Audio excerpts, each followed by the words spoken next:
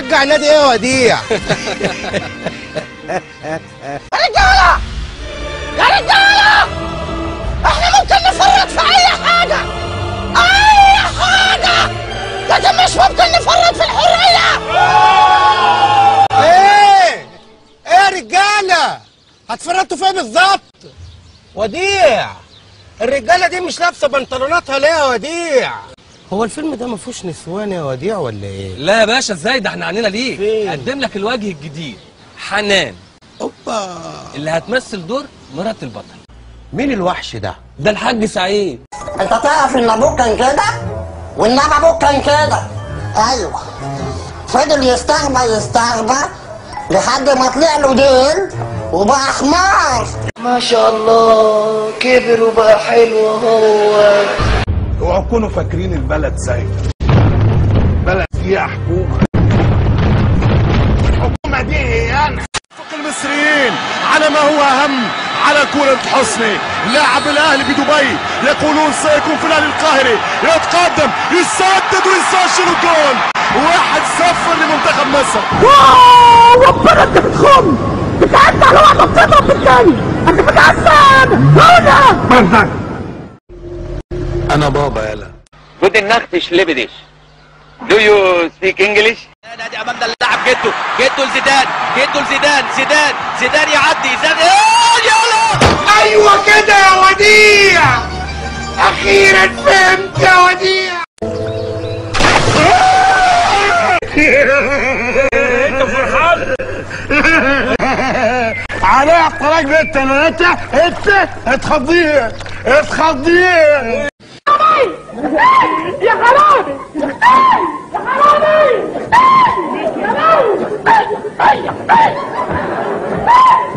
بس يا مساكي هتموتي نفسك يا مساكي. بس يا اختي بس عشان اللي بطنك بس. من النهارده مفيش حكومه، انا الحكومه، انا الحكومه.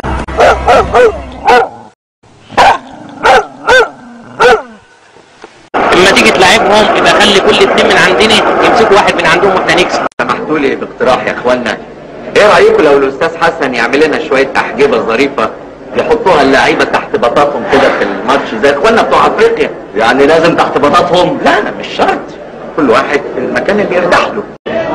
انتينا بنفس العدد بتاع اللاعبين ونفازوا علينا كنا نقول لهم مبروك، تمام، ولكن بالظروف هذه تفهم باللي الحاكم يعني كانت عنده شيء. يلا يا راجل بلا كذب بقى، بوشك ده كذاب كذب الابن. اعوذ بالله.